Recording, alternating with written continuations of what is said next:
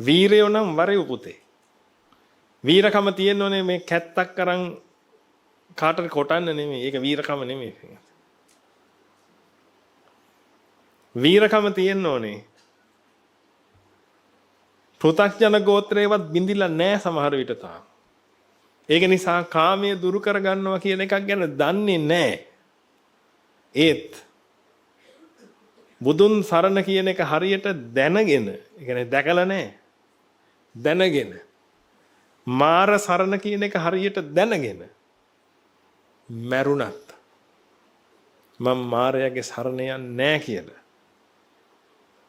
අදිස්ථාන තියන්න පුළුවන් කවුරු හරි කෙනෙක් ඉන්නවනම් අන්නේ යට කියනවා වීරයෝ කියලා. අන්නේ වීරයා කොයි මොහොතේ හෝ මේ පෘථග්ජන ගෝත්‍රයේ බිඳිමින් අරිහත් ඵල සංඛ්‍යාත නිවන කරා ගමන් කරනවා. හැබැයි මේකට වැහෙන මේකට වහ වැටෙන එක ඉන්නව නේද? උස්සෙවලේ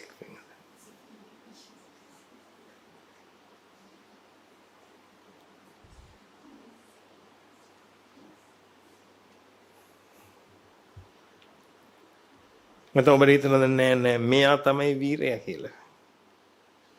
අරයා තමයි සෙවලයා කියලා.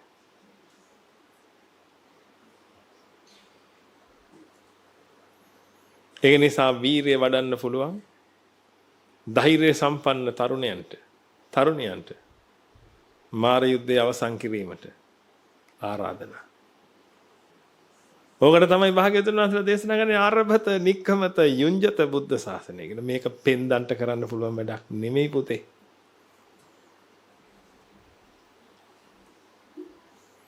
ඔය පෙන්දන්ට කරන්න පුළුවන් වැඩේ තමයි පුතේ ඔය කරන්නේ.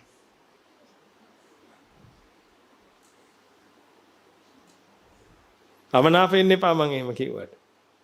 රූප බලන්න ආස හිතුණාට පස්සේ රූප බලන එක මහ වීරකමක්ද බොල.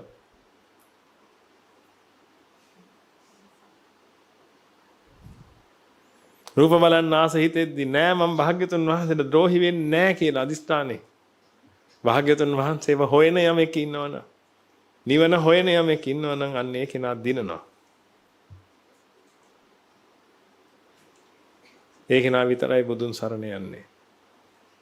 ඒ කෙනා විතරයි බුදුන් සරණ පූර්ණේ කරන්නේ. අන්න එහෙම මානසිකත්වයක් තියෙනවා නම් අන්න එන්න. නැත්තම් කියන්න අපි මංගල දැන්වීමක් හරි දාලා ඔබට හොයලා දෙන්න. අනේ ඉන්නේ හිට වෙලා.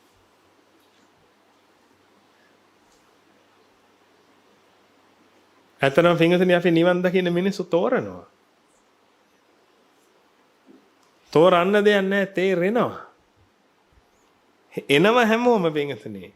ආසාවට එනවා තේරෙනවා. වීරයවන්තයා තේරෙනවා. සෙවලයා හැලිලා යනවා. සෙවලයා ආයි වීරවන්තෙක් කියලා ආයි එනවා.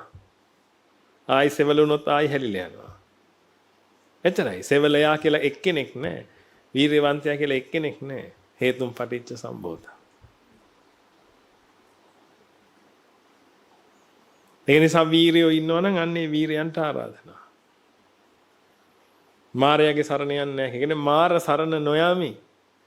මරුවත් මාර සරණ නොයමි.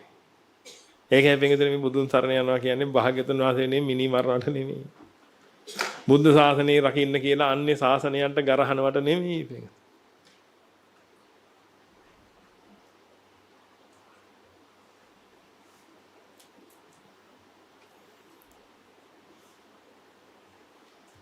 බලන්න ඔබගේ ඇතුලේ වීරකම තියෙනවද කියලා.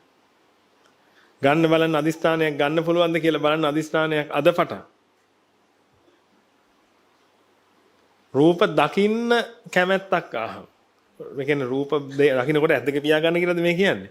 නෑ හෙළු බැල්ලෙන් හරි කමන්නේ කාව හරි දැක්කා එච්චරයි. ආයි බලන්න ඕනේ. ආයි බලන්නේ ඕනේ. හිත කියනවා බලපිය ආයි බලන්න වෙන්නේ නෑ කවදාවත් බලපිය. නෑ බලන්නේ. අන්නේ වීරය. දැක්කා. කාමයේ ආවා. පීඩාව ආවා. හැබැයි බුදුන් සරණ යනවා හැරෙන්න. මාර සරණ යන්නේ නැහැ කියන අදිස්ථානය ගත්තා. ඔන්න ඔය අදිස්ථානේ අවශ්‍ය වෙන්නේ මේ නිවනට. දැන් හිතලා බලන්න පිටුදේ මේ මොනතරම් වීර සේනාවක්ද කියලා භාග්‍යවතුන් වහන්සේගේ සේනාව. ඒ තරම් වීර සේනාවක් මගේ ජීවිතේට මම දැකලා නැහැ. කාට හරි පුළුවන් නම් භාග්‍යවතුන් වහන්සේගේ සේනාවට එකතු වෙන්න. ඒක භික්ෂු භික්ෂුණී උපාසක උපාසිකා කොයි විදියට හරි කවන්නේ. භාග්‍යවතුන් වහන්සේගේ සේනාවට එකතු වෙන්න පිටුදේ. අන්න වීරයෝ. දිවිහිමියෙන් බුදුන් සරණ ගිහිල්ලා ඉන්නේ. කවදාවත් මාර සරණ යන්නේ නැහැ. මාර සරණ ගිය ගමන් දැනගන්න මාර සරණ යයි. මං කියන්නේ මේ මහා වීරයාත් මාර සරණ යයි පින්වතුනි. කොහේ හරි වෙලාවක ඒ මාර සරණ ගිය ගමන් ඒ වීරයා දැනගන්න ඕනේ මක් කරන්න. වැරදුනා. වැරදිච්ච බව දැනගන්න වැරදුනා. වැරදීම පෙරදීමට හේතු වුණා. ඒක නිසා වහා වෙනස් විය යුතුයි කියලා පින්වතුනි නැවත බුදුන් සරණ යනවා. ඒක කිව්වේ එකපාරක් බුදුන් සරණ යාම තුල ඒක වෙන්නේ නැහැ. මේ හැම හිතක් නෑරම බුදුන් සරණ යන්න වෙනවා පින්වතුනි.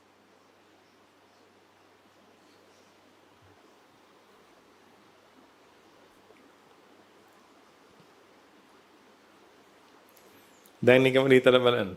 එදා අර බස් හෝල්ට් එක ළඟදී දැකපු ගෑල් ළමයා දැකපු වෙලාවේ හිතට ආව පීඩාව කාමයේ කියලා දැක්කේ නැහැ. ලොකු පීඩාවක් ආවා. ඒ ආපු වෙලාවේ මාර සරණ ගියේ කේ ප්‍රතිඵල නේද? අද ඒ භුක්ති විඳින්නේ. එදා බුදුන් සරණ යන්න පුළුවන් වුණා නම් එදා පටන් අද වෙනකන් ඔය විඳපු ඔය කියන කිසිම දුකක් විඳින්නේ නැහැ නේද?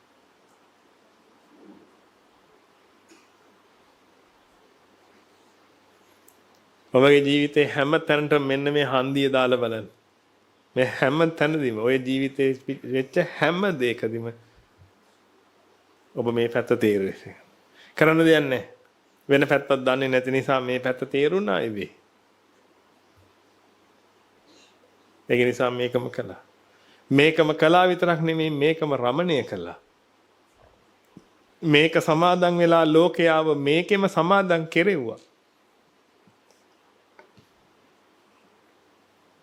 මේකට කියනවා මිත්‍යා දෘෂ්ටිය කියලා. මේ පු탁ජන පැවැත්මට මිත්‍යා දෘෂ්ටියේ සමාදන් වෙලා අනිත් අයව මිත්‍යා දෘෂ්ටියේ සමාදන් කෙරෙව්වා. කිව්වේ නැද්ද රූප බලන්න කියලා? කිව්වේ නැද්ද ෂෝක් චිත්‍රපටියක් බැලුවා ඒක නම් නොබලපු ඇස් වැඩක් නෑ කියලා කිව්වේ. මැරෙන්න කලින් බැලිය යුතු චිත්‍රපටි ගණනට එකතු කරේ නැද්ද ඔබත් තව චිත්‍රපටියක්? ඔබ සින්දු රෙකමන්ඩ් කළේ නැද්ද මිනිස්සුන්ට?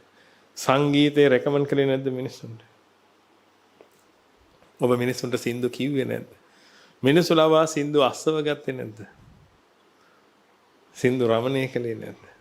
සින්දු ප්‍රචාරය කළේ නැද්ද? සින්දු හේවත් ශබ්ද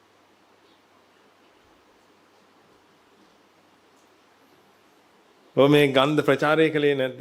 වාතය යවල නෙමෙයි මම මේ කියන්නේ.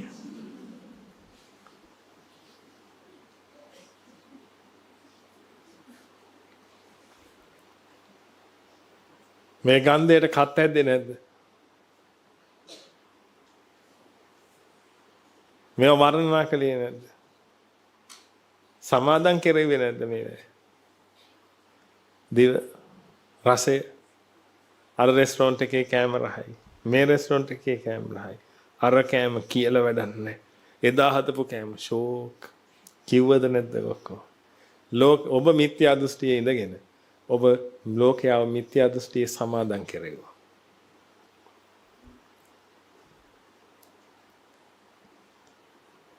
ඔබ බුද්ධං සරණං ගච්ඡාමි කියලා ඉවරලා එදා කාපු කෑම ෂෝක් කිව්වා. ඔය නොකිය ඔබ කිව්වේ මාර සරණං ගච්ඡාමි. සානිත් ලෝකයාවත් පිංගුතුනි මාර සරණේ සමාදන් කෙරෙව්. කරන්න දෙයක් නැහැ. ඔබත් කළා මාත් කළා.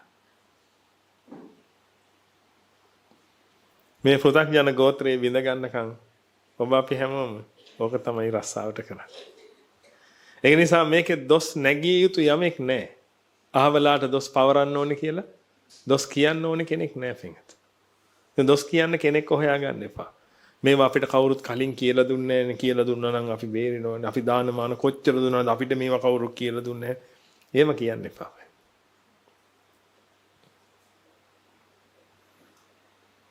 ඕක හරකත් කියයිනේ නැත්තම් එහෙනම් මං කොච්චර දානියක්ද පන්සලට හැමදාම කරත්ති බැඳලා මමයි දානියක්ද ගෙන ගියේ. මට කවුරුත් ඕක කිව්වේ නෑනේ. එහෙම බෑ. හේතු ටික ගැලපිලා ඉන්න ඕනේ පිටුනේ. ඵලයක් නිර්මාණය. ඔබට පින තිබෙච්ච නැති එකට අනිත් අයට දොස් කියන්න එපා. හැබැයි දැන් ඔබට පින තියෙනවා. ඒක නිසා ඔබට මේ කියන ඒවා ඇහෙනවා. ඒත් මෙතනින් එහාට ඔබ මේකෙම සරණියයි සමහර විට මේකට. ඒකට ඔබට දොස් කියා ගන්න එපා. හේතුව පෘථග්ජනයාට මාර සරණ හැර වෙන පිළිසරණක් නැහැ. ඒ නිසා පෘථග්ජනය විසින් කිය යුත්තේ නත්ති මේ සරණං අඤ්ඤං මාරෝ මේ සරණං වර.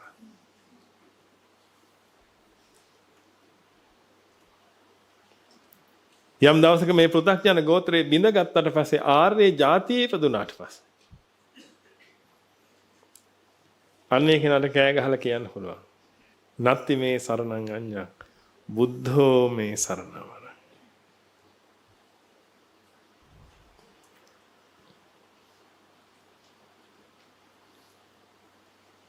අද තේරුම් ගන්න. මොකද්ද කරන්න කියලා ඉස්සරහට. වීරිය තියෙනවනම් එන්න මෙහෙ. වීරිය නැතුව නම් එන්න එපා හරි කරදරයි.